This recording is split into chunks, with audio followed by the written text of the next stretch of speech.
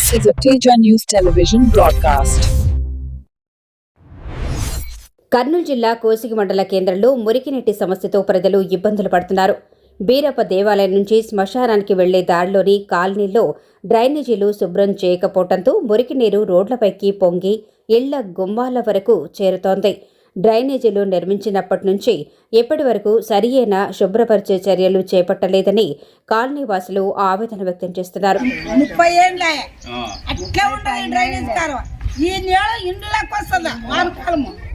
ఈ నీళ్ళ మొత్తం ఇండ్లకి వస్తుంది.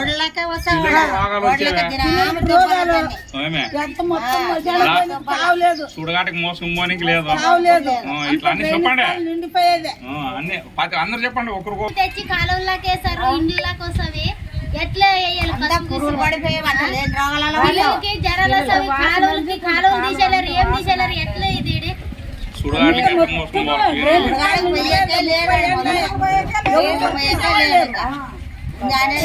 డ్రైనేజ్ అనేది ఒకటే. ఇంటి పెద్ద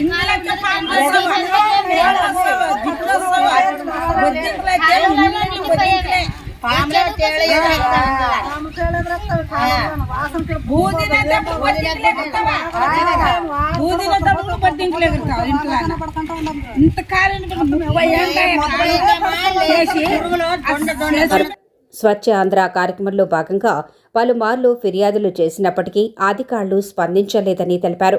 వర్షాకాలంలో పరిస్థితి మరింత దారుణంగా మారుతూ మురికి కాల్వ సిమెంట్ రోడ్డుకు తేడా లేకుండా మారిపోతుందని, అదే నీటిలో నడుచుకుంటూ ఇళ్లలోకి వెళ్లాల్సి వస్తుందని ప్రజలు వాపోతున్నారు.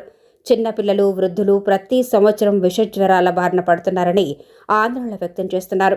గతంలో జిల్లా కలెక్టర్కు సమస్య వివరించినా పరిష్కారం కాలేదని కాలనీ మహిళలు ఆగ్రహం వ్యక్తం చేశారు.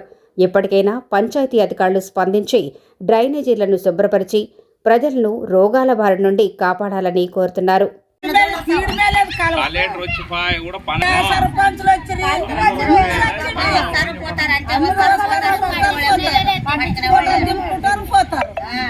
ఎవరు చేసిన పనే లేదు. ఇంకా డెంగ్యూ జ్వరాలు వస్తాయి పిల్లలకి, పెద్దలకి జ్వరాలు, అంత దోమలు ఎక్కువ తక్కువ అయిపోయాయి.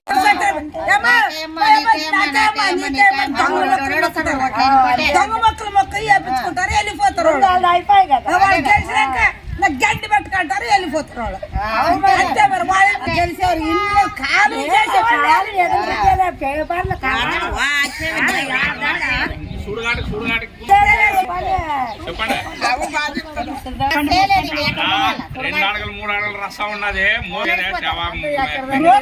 సుడుగాడికి పోనీకి మెంది దండి పోతారు. మెంది అంతగా ఏడ 2 అడుగులు జాండి లేదు. సుడుగాడికి పోయే తావు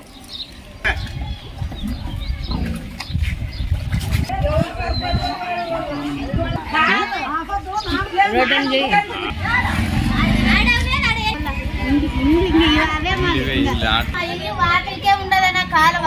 వాన సెగినోసే వానలోనే నడిచిపోవాలి, రొచ్చులనే నడిచిపోవాలి. ఇంట్లోకి పిల్లలు, చిన్న పిల్లలు 5-6 మంది ఉన్నారు. ఎట్లా పోవాలి?